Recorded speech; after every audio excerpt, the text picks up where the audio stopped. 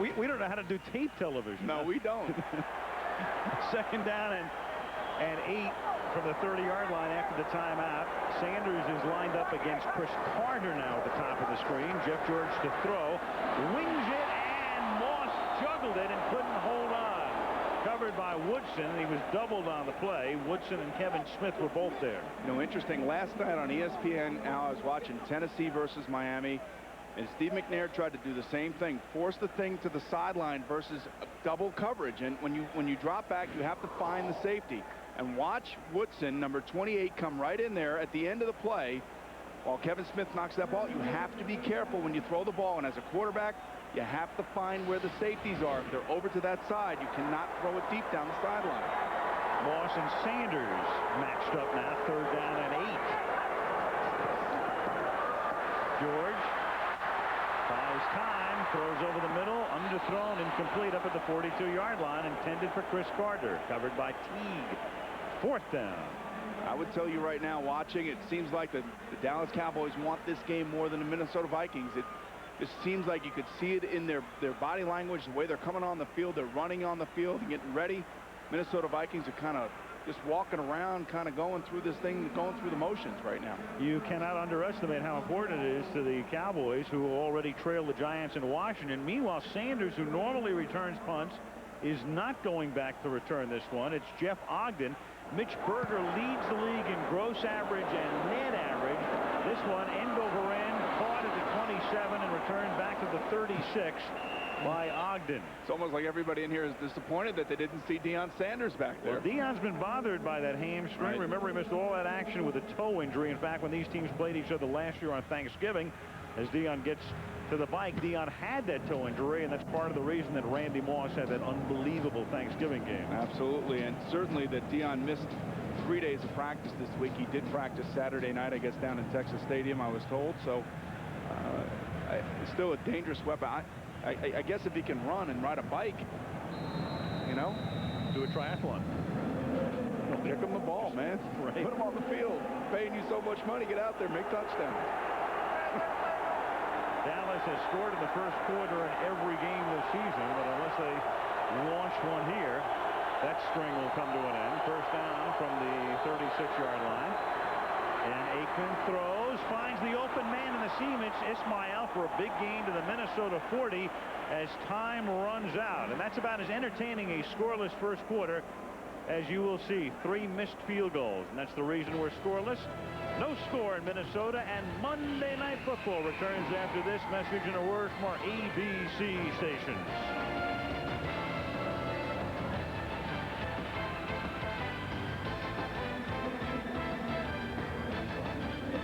First quarter ends on a 24-yard pass to Ismail. Now Dallas at the Viking 40 to begin the second period. First and 10.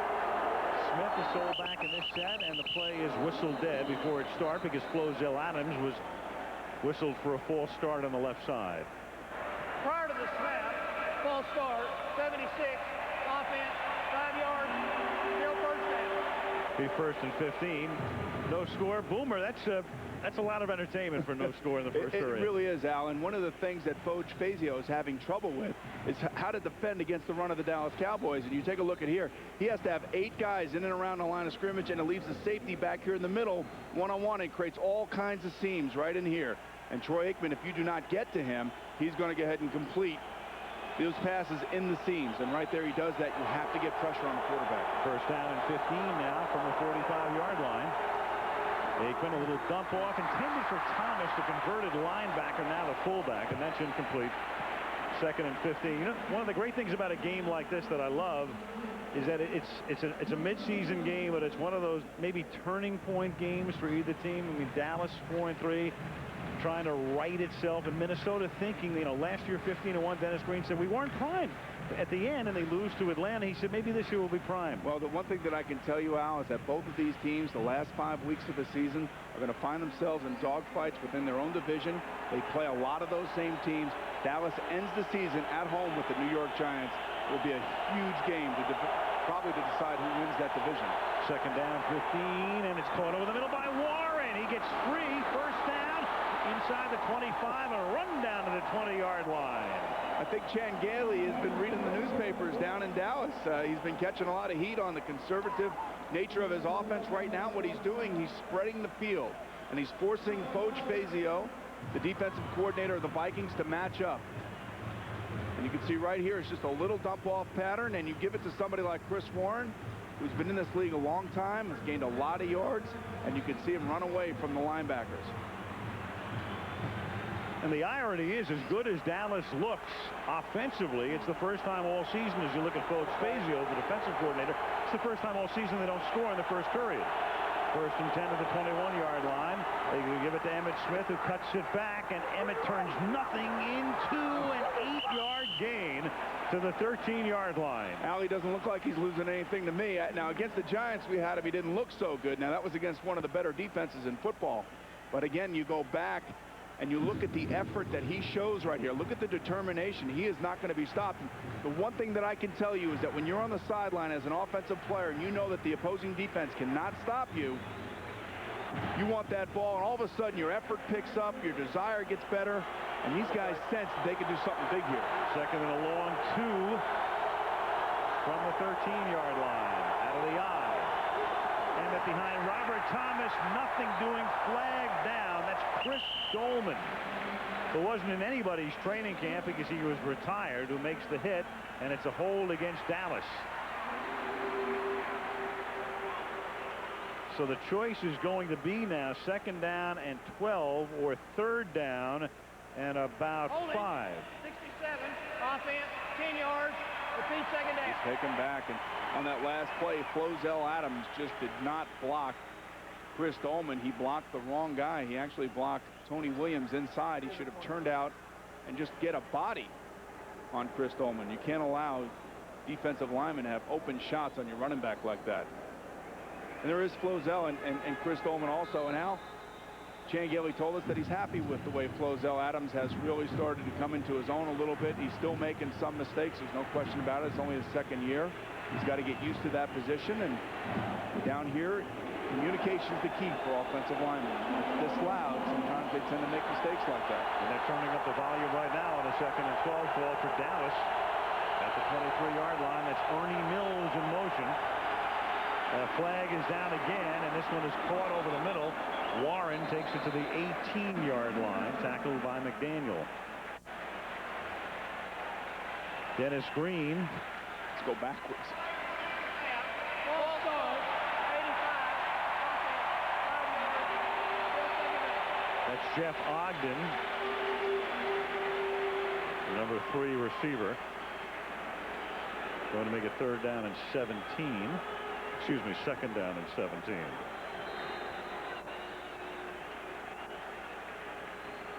Look at that. Look at that, George. You would have never have thought that that would have been the passing yards right there. Amazing. 2nd down, 17 at the 28-yard line. Aikman out of the gun. Action again. Walt Coleman having a very busy first half. The referee, John Randall, came across. Now the discussion here is whether or not Randall forced the offensive line of the Dallas Cowboys to move. And you can see that I think that they're going to call it against him. Prior to the snap, encroachment, 93 of the defense, 5 yards, still 2nd down. And he is one of the guys that they put the rule in for, because he was one that was always jerking up there trying to get the offensive linemen of the opposing teams to move. Watch 93 right in the middle right here. See, here he comes. And what he's doing, he's watching Stepnoski. He's looking to see if he can get a jump on when he's going to snap the ball. Give it and take it. After those 2 penalties, 2nd down and 12 from the 23. Aikman. What time? With great protection. Then the safety valve, that's Warren. And he gets tackled by McDaniel at the 21-yard line. All that for a 2-yard gain. Jeff George is wondering if he's ever going to get back on the field. Yeah. I think that if I'm talking to Troy Aikman in his helmet right now, like Chan Gailey is, I'd say, hey, look for 29, look for number 20. Those are the defensive backs that are the rookies. Let's see if we can't get them matched up with either Mills or Rocket, and go for it. And these guys, this is certainly a difficult situation when you have to get up against number 81 or number 80 of the Cowboys. Not an easy situation to be in if you're a rookie. Look at Michael Irvin. He's having a good time, isn't he? He's on the beach. He's almost on the field. Third down and 11. The play clock all the way down to 2. Aikman after the pump fake. But patented move to the other side. The way he stutter steps left and then has to throw it away. And goes down amongst a trio of purple shirts. You know they're coming. You can hear him breathing. You can hear him growling, especially this guy. He comes 100%, 100 miles an hour, does John Randall. And it just like Troy is just waiting and waiting. Richie Cunningham's heart is going about 100 miles an hour right now. These haven't been happy days for Richie. He's missed field goals of 42 and 37. This is a 40-yarder. Bjornsson will put it down. Officially 39. And this time it is just good. Just good with a capital J. Happy days are back. Just barely. Otherwise, the waiver wire was looming. 11:21 to the half, 3-0 Dallas.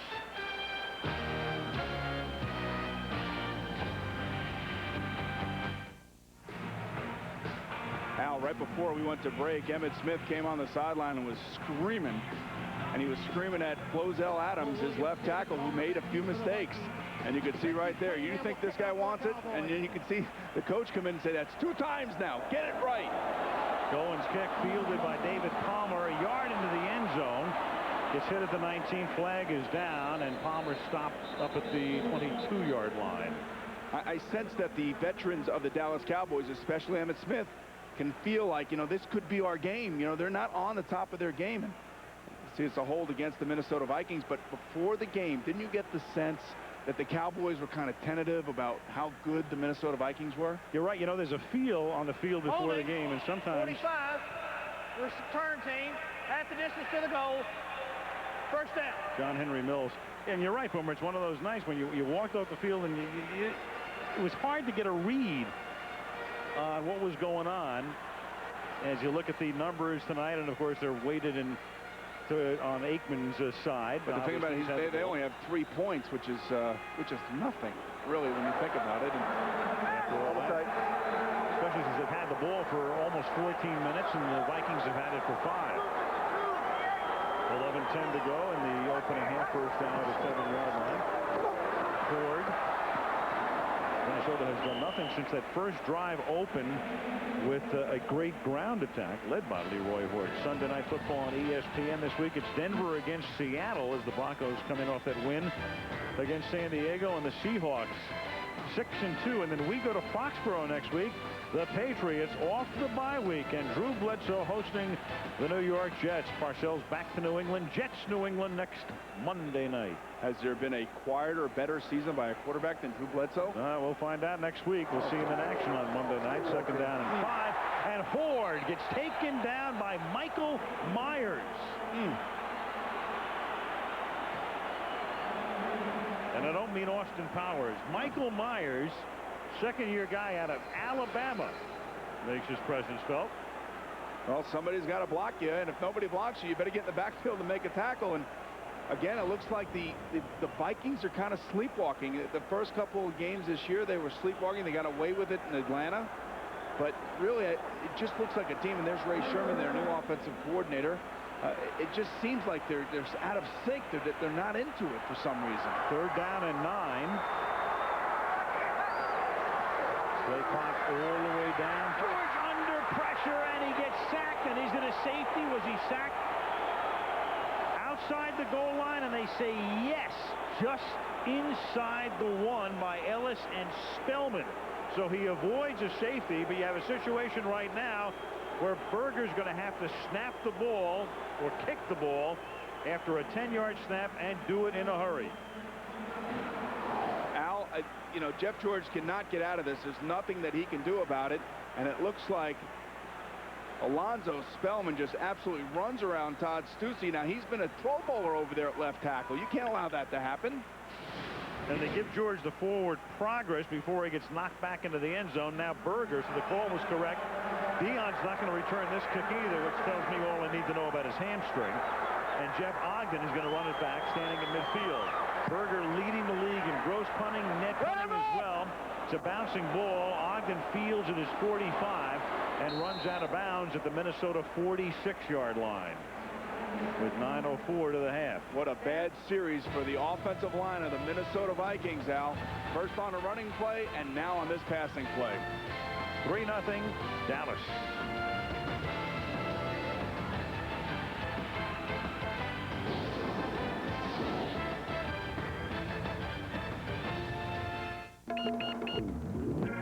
Sorry. Minneapolis, again, 77 degrees in the Twin Cities today, all-time record. Beautiful weather. Inside, they try to keep it at 65, but with all this body heat, it's up around 72 right now. I thought the dome was open from that shot. They should have opened the roof tonight. First down at the 45-yard line. Here's Aikman throwing, caught by Smith. And he takes it to the 36. This is not one of those retractable roof domes. This is a Teflon-coated fiberglass, which was built in the early 80s in a place that the Vikings would like to move out of. Because Red McCombs, the owner, telling me we just, at a certain point in time, we can't compete unless we get a new stadium. But that's the lament we hear around the league. That's unbelievable right there. Words can't describe how inept the offense for the Minnesota Vikings has been tonight. Second down and 1. They have still not completed a pass. The Vikings, as Aikman retreats on second and 1. And then has to dump it off, and it's short, intended for the intended receiver, Robert Thomas. Again, Thomas is a linebacker converted to fullback, and they're looking at Chris Warren, the backup to Emmitt Smith. Now, the only time linebackers catch the ball is when they play linebacker, it seems like. Right. And now, when you take a linebacker and you make him into a fullback, something happens. They don't catch it. They love this guy because Moose Johnston started the season, but then his season ended with a neck injury. They brought in Tim Lester, the ex-Steeler, released him and made Thomas the guy. 3rd and 1. And they give it to Emmitt Smith, and he can't get out of the backfield. And that's when you need a fullback to lead the way, and they don't get one. This is exactly what happened to them last week at the beginning of the second half against the Indianapolis Colts. 3rd and 1 on the Colts side of the 50. And they get stopped, and the Colts gain momentum, and they come back, and they score a touchdown. And right here, my only question is, Eric Williams is on the other side. Certainly Larry Allen is your left guard there, and he's a strong run blocker, but not a chance there. And they line Bjornsson up in the backfield. Normally plays tight end, but he does play fullback in short yardage sets. This is the first punt of the game for Toby Goen. Richie Cunningham's probably thankful he hasn't go out there and try another field goal. Oh, boy. Goen. Floating one. Oh. And that baby bounces at the 1 and then takes a good Dallas hop. The question is, did it go into the end zone? Did it hit the line? And they are going to say it did. If it hits what amounts to the chalk, the goal line, that's part of the end zone. And the officials checked with each other. One more look. Boom. And it does. Great call. Good call. Minnesota at the 20. Can they get something going? 3-0 Cowboys. You can join us for Enhanced TV at ESPN.com or NFL.com. Metrodome in Minneapolis. At the 20-yard line, the Minnesota Vikings. Charlene and Redden McCombs own the Minnesota Vikings. Tomorrow they will celebrate their 49th wedding anniversary. He is quite a character. From the 20-yard line, first down for the Vikings, and this one is dead before it starts. And there's a little imbroglio that ensues between Spellman and Christie. I think now you have Leroy Horde moving early in the backfield, and this is just. Prior to the snap, false start, 44, the offense, 5 yards, still first down. There's Michael Irvin enjoying his night, laying down on the sideline, having a good time. And here's Denny Green, and he's got to wonder what is going on with this offense. This is shades of the offense early on in the season again. Monday Night Football brought to you by Chrysler, giving you back the romance of driving. UPS, the official express delivery sponsor of the NFL. CNET, the source for computers and technology at CNET.com. And Bud Light, for the great taste that won't fill you up, never lets you down. Make it a Bud Light. First and 15 with the ball at the 15-yard line. George going down as he throws, and the pass is knocked down. I'll tell you what, the Dallas defense just taking it to the offensive line, and Dave Campo is sensing that his guys can get back there. He's blitzing, he's bringing it. And, you know, he's got to feel great about the way his defense is playing, but I don't know if it's because of the way they're playing, especially the defensive line and how relentless they've been, or because of how poorly the offensive line of the Vikings are playing right now. And you get to see right here the ball as Jeff is going down hits Chad Hennings right in the head. Fortunate that that wasn't picked off. Second down, 15 from the 15-yard line, halfway through the second quarter. Still looking for his first completion. Instead, it's another sack. This one is Kavika Pittman. And this time, Kavika Pittman runs right around Todd Stussy again. Now it's about foot placement and getting leverage as an offensive lineman. And right now, Stussy looks like he's playing on the road as opposed to being right here at home. 3rd and 25. Leslie? Al, Robert Smith is one of the most intelligent men in the NFL, a chemistry and history major at Ohio State. So can you tell us what's happening with the offense?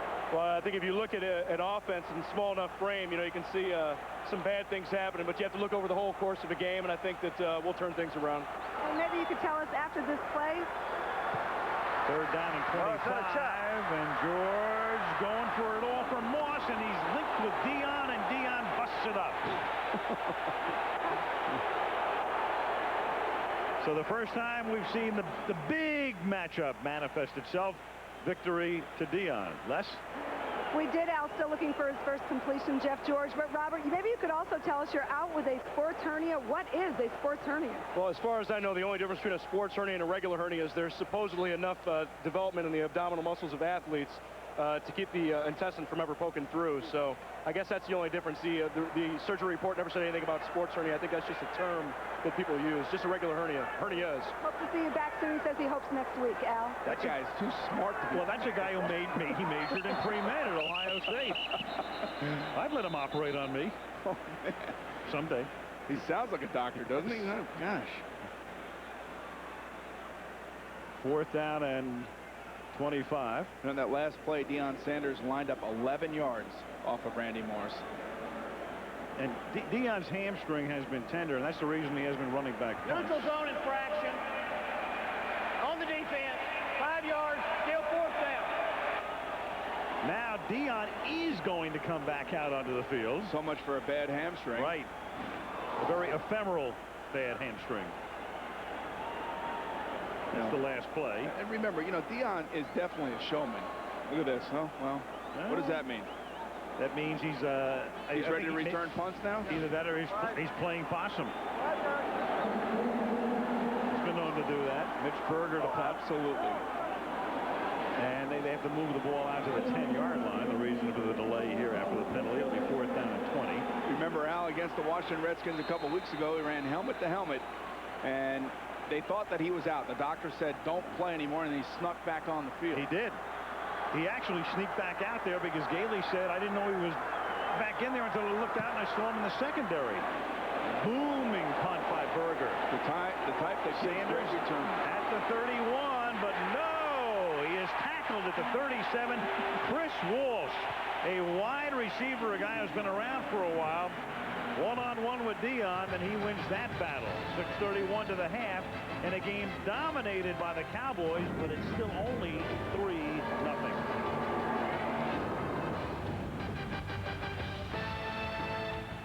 Sanders pedaling away. Meanwhile, Minnesota minus 18 passing yards. If you're wondering how can that be, sacks count against a team's passing total.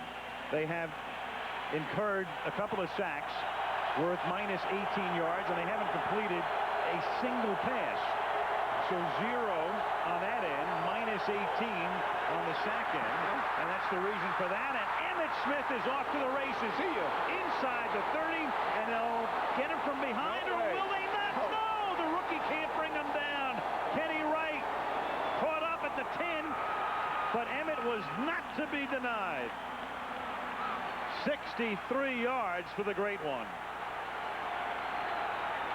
Al, talking to Chan Gailey last night, he told me that when he left Pittsburgh, Bill Cowher, the head coach of the Pittsburgh Steelers, said, look, the first thing that you have to do is make sure you keep your offensive line and your defensive lines intact, because that's where it all begins. And tonight, the offensive line of the Cowboys, nice play by Emmitt McGiver there, coming off and picking off the linebacker. And the defensive line of the Cowboys are absolutely taking it to the big fellas from the Vikings. And the rookie, number 20, is complaining that Emmitt Smith grabbed his face mask, but to no avail.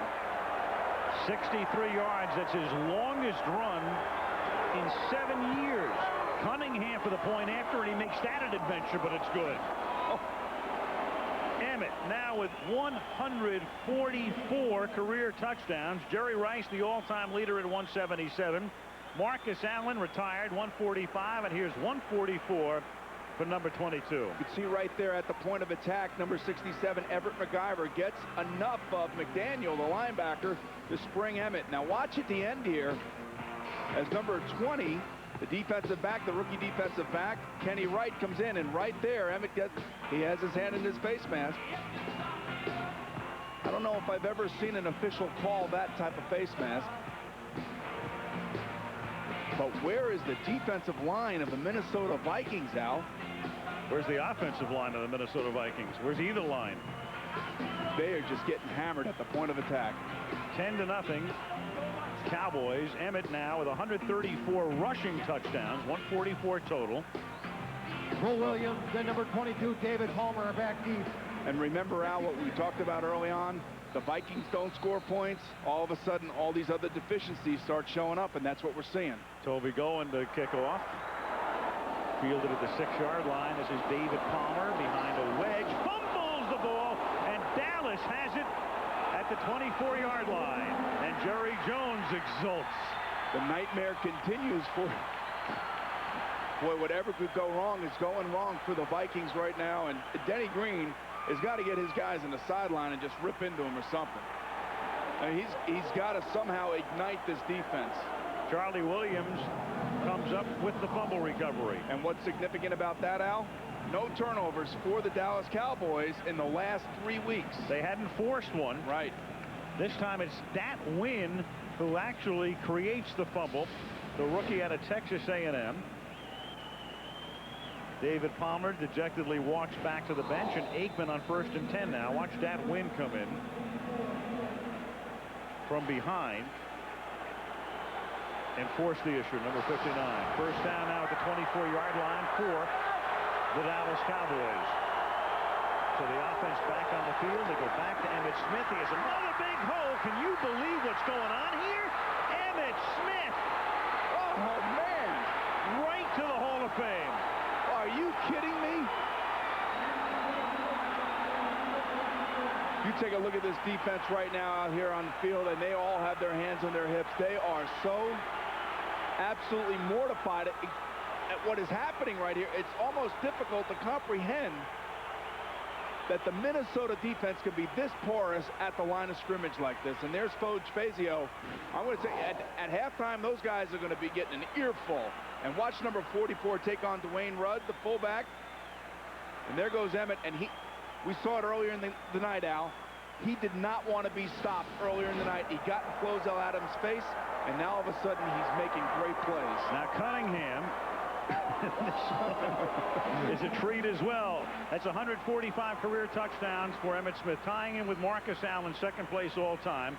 Second only now to Jerry Rice. Emmitt Smith has 140 yards on the ground.